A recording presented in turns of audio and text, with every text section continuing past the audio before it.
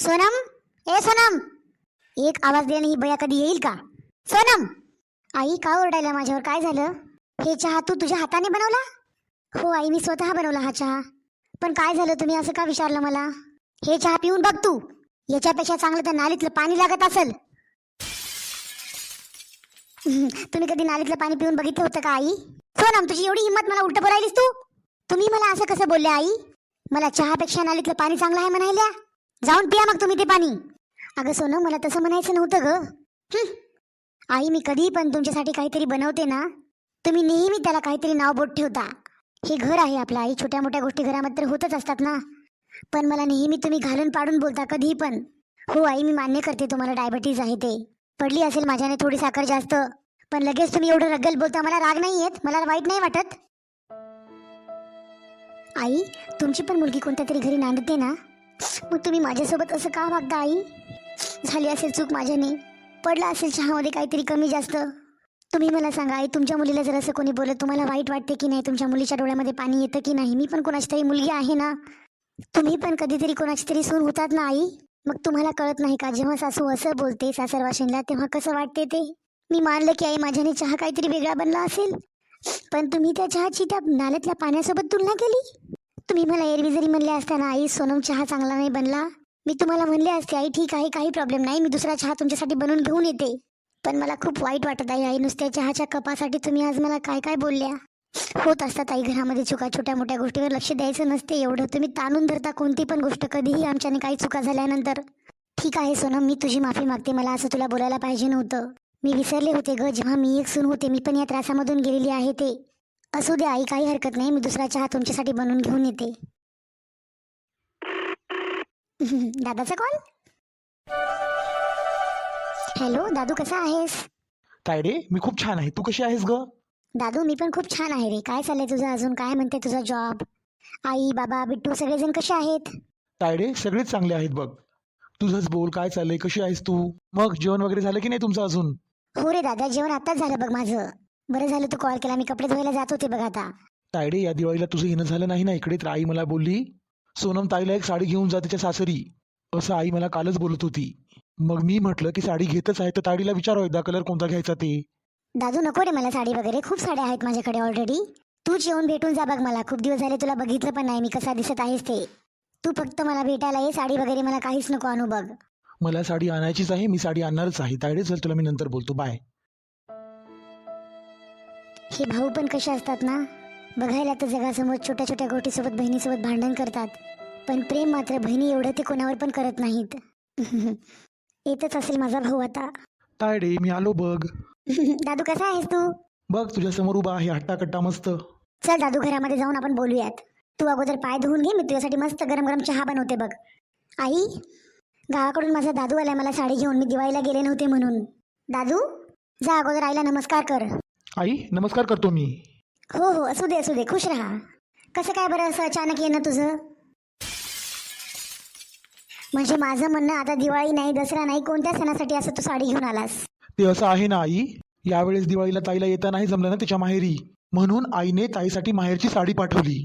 दादू, तू आतमध्ये जाऊन बस जा, मी तुझ्यासाठी चहा घेऊन येते गरम गरम मस्त. ठीक आहे ताई, मी फ्रेश होतो आणि तुझ्या बेडरूम मध्ये बसतो. आई, हे काय विचारण्याची पद्धत झाली तुमची? एकतर किती वर्षानंतर माझा भाऊ आलाय माझ्या घरी आणि तुम्ही त्याच्याशी असं बोलता? काय चुकीचं बोलले मी? मी तर सहज विचारलं कसं येणं झालं यावेळेस म्हणून. सण नाही, वार नाही, काही पण नाही. मला वाटलं चहाविषयी जे आपलं बोलणं झालं तुम्ही सुधारल्या काय की, पण तुम्ही सुधरू शकत नाही. मला पण सोडून जाता जमला असतं दिवाळीला, तुमच्या घरातला सगळा असा धिंगाणा सोडून. पण मी नाही गेले ना माझ्या आईबाबांना, माझ्या भावाला बहिणीला भेटायला दिवाळीला. तेच माझ्या आईला करमत नव्हतं म्हणून माझ्या आईने माझ्या भावाजवळ साडी घेऊन दिली माझ्यासाठी माहेरची. माझ्या माहेरचे लोक काय टोचतात की काय तुम्हाला? वाकडं तोंड होते तुमचं लगेच. सोनम, तोंडाला येईल तसं काही पण बोलू नकोस बघ. मी कोणत्याही उद्देशाने काही पण चुकीचं नाही बोलले. आग लागली तुमच्या उद्देशाला. माझ्या माहेरून कोणी आलेलीला कधी बरं दिसत नाही. सोनम, मी तुला कधी बोलले नाही पण आता बोलते. तुझ्या माहेरच्या लोकांना इव्हायाला पाहुणचार कसा करतात ते अजूनही माहित नाही. मग कसा करायचा असतो पाहुणचार? तुम्हाला का माझ्या आई बाबाने डोक्यावर आणि कडेवर उचलून घ्यावं की काय? एवढंच राहिले फक्त आता. उठलं की सुटलं माझ्या माहेरच्या लोकांवर बोलायचं, उठलं की सुटलं माझ्या माहेरच्या लोकांवर बोलायचं. दुसरा टॉपिक नाही वाटते तुमच्याकडे बोलायला. सोनम, वाटेल ते बोल नकोस बघ. किती वेळेस बडबड तुझं ऐकायला मी बोलणं. आणलंय तरी काय तुझ्या भावानं बॅग मध्ये दिवाळी भेट म्हणून तुझ्यासाठी? त्याने काही पण आणू, ती माझ्या माहेरची भेट आहे आणि ते मी आवडीनं नेसेन. थेरडीला बरं दिसत नाही माझ्या बाहेरचं कोणी आलेलं. सोनम, एवढा स्वयंपाक तू कोणासाठी बनवलास ग? कोणासाठी काय विचारायल्या? माझा भाऊ खूप वर्षानंतर माझ्या घरी आलाय. ऑब्विसली हा सगळा स्वयंपाक मी त्याच्यासाठीच बनवला असेल ना. एवढा जास्त स्वयंपाक तुला बनवायची काय गरज होती? तुझ्या पूर्ण खानदानला सांगितलंस की काय तू जेवायला? माझा मुलगा काय फुकटचं कमावतो? जे एवढं सारं जेवण बनवलंस तू हात मोकळा सोडून? तुझ्या माहेरच्या लोकांनी जेवण बनवलेलं कधी बघितलं नाही का? कढया पातेले भरू जेवण बनवलंस. आई, माझ्या माहेरच्या लोकांना बघू न बघू, पण तुमच्या माहेरचे लोक नक्कीच भिकारी आहेत बघा.